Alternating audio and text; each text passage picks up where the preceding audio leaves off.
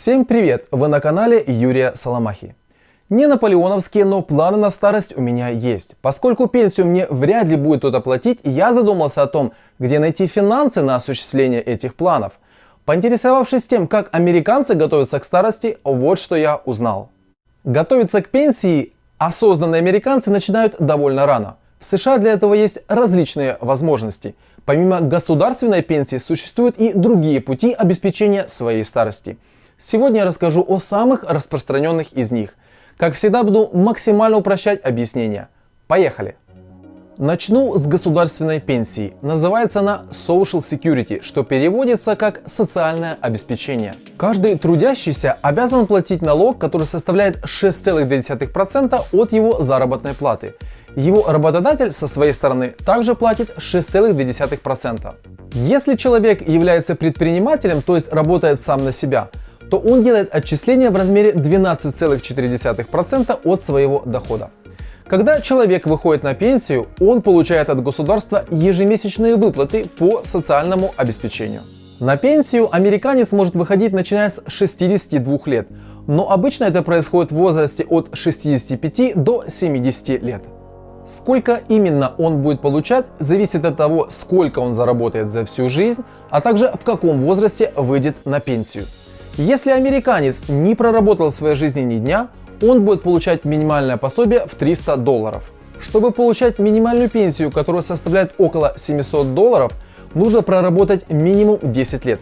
В случае с предпринимателем ему нужно минимум 10 раз подать ежегодную декларацию о доходах. В среднем по США государственная пенсия составляет $1500 в месяц. Ее нельзя передать по наследству, и когда пенсионер умирает, все его оставшиеся накопления переходят к государству. Социальное обеспечение изначально было предназначено для того, чтобы помочь пенсионеру удовлетворить лишь базовые потребности. На такие деньги пенсионер в Америке выжить сможет, но жить на полную и наслаждаться жизнью, конечно же, нет. Для того, чтобы пожилой человек смог путешествовать, навещать детей и внуков, но не с целью попросить у них денег, а чтобы привезти им подарки, ему необходимо также делать добровольные накопления в течение жизни. Просто откладывать доллары не вариант, потому что хоть вечно зеленый доллар и твердая валюта, в Америке все же есть инфляция в размере 2-3% в год. Ко времени выхода на пенсию эта инфляция съест большую часть ваших сбережений. Поэтому американцы инвестируют свои сбережения в фондовый рынок, который растет в среднем на 7-8% в год. Это не только покрывает инфляцию, но и приумножает финансовые накопления. Существует два самых распространенных способа инвестировать – план 401k и личный пенсионный счет IRA. Поговорим о них подробнее.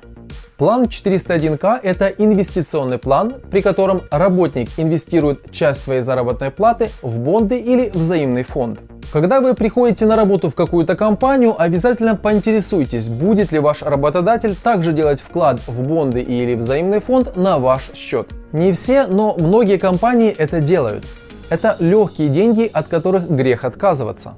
При заключении договора работнику дадут список из нескольких взаимных фондов и бондов, и он должен будет выбрать, куда и в каких пропорциях будут инвестироваться его сбережения.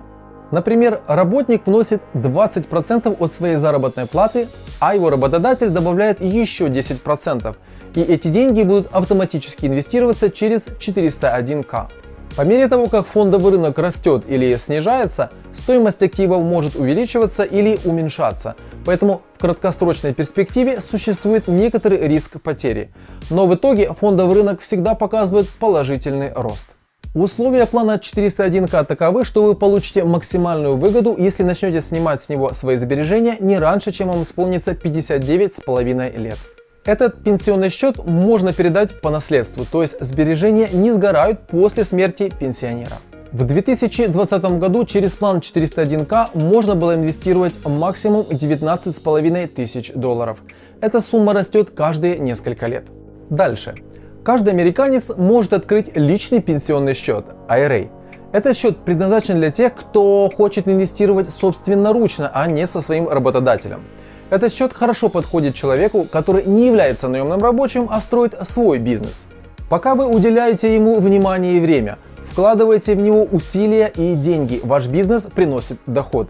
И вот Профессиональные финансисты рекомендуют откладывать в качестве пенсионных сбережений 10, а лучше 15% своего дохода. В 2020 году человек мог внести на свой счет IRA максимум $6000 в течение года, но этот лимит немного увеличивается каждые несколько лет. Через этот счет человек может инвестировать в любые акции, облигации, бонды, взаимные или индексные фонды на свой выбор. Условия IRA тоже таковы, что вы получите максимальную выгоду, если начнете снимать с него свои сбережения не раньше, чем вам исполнится 59,5 лет. Этот пенсионный счет также можно передать по наследству, то есть сбережения не сгорают после смерти пенсионера.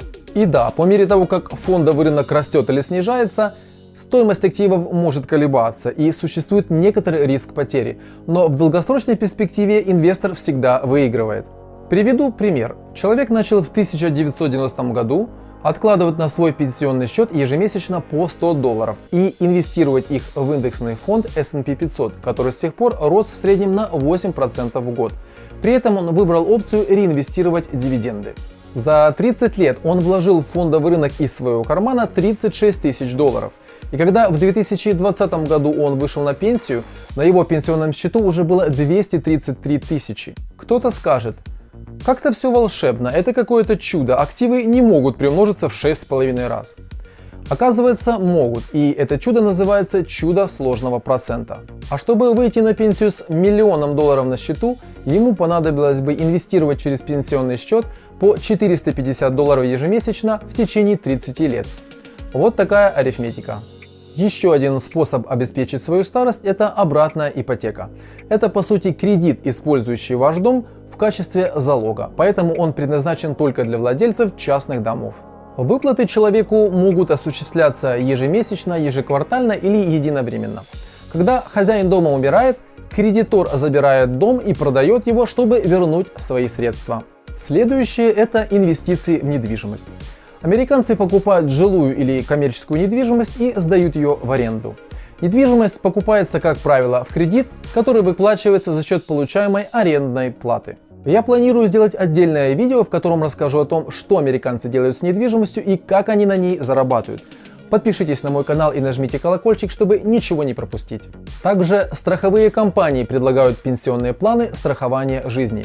Человек может использовать полис страхования жизни с денежной оценкой, чтобы пополнить свой пенсионный доход. Есть также такой продукт, как аннуитет. Их есть несколько видов, но основная идея аннуитета заключается в том, что вы делаете крупный платеж страховой компании, и она платит вам до тех пор, пока вы живете. Сколько вам будут платить, зависит от ожидаемой продолжительности вашей жизни и того, сколько вы инвестируете в аннуитет. Американские финансисты советуют рассматривать пенсионные планы в страховых компаниях как дополнительные. Основным же способом финансирования пенсии должны быть такие пенсионные счета, как 401k и IRA. Среди американской молодежи сейчас есть тренд – жить финансово очень скромно и без долгов. Это такой финансовый минимализм. Вместо того, чтобы жить в роскоши и прожигать средства, молодежь вкладывается в свой бизнес или работает в высокодоходной сфере, например, IT. Прибыль инвестирует в один или несколько инструментов, которые я описал выше, и потом живет на этот пассивный доход. Это называется досрочный выход на пенсию. В 35 лет многие таким образом реально выходят на пенсию и занимаются любимым делом, например, путешествуют и ведут блоги и каналы на YouTube. Секрет – это начать как можно раньше, ведь время здесь играет критическую роль. Начать инвестировать можно и в 40 лет, но лучше всего в 20. И тогда финансовая дисциплина и чудо сложного процента сотворят свое дело. Справедливости ради стоит заметить, что, как и везде, в США есть категория людей, которые никак не готовятся к старости, а просто надеются на систему. Их удел – сидеть перед телевизором, принимать таблетки и умирать от болезней, которые развились от гиподинамии.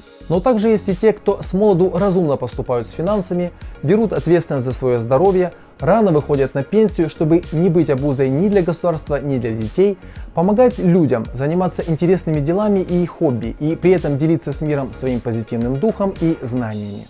Спасибо, что досмотрели до конца. До новых встреч на канале.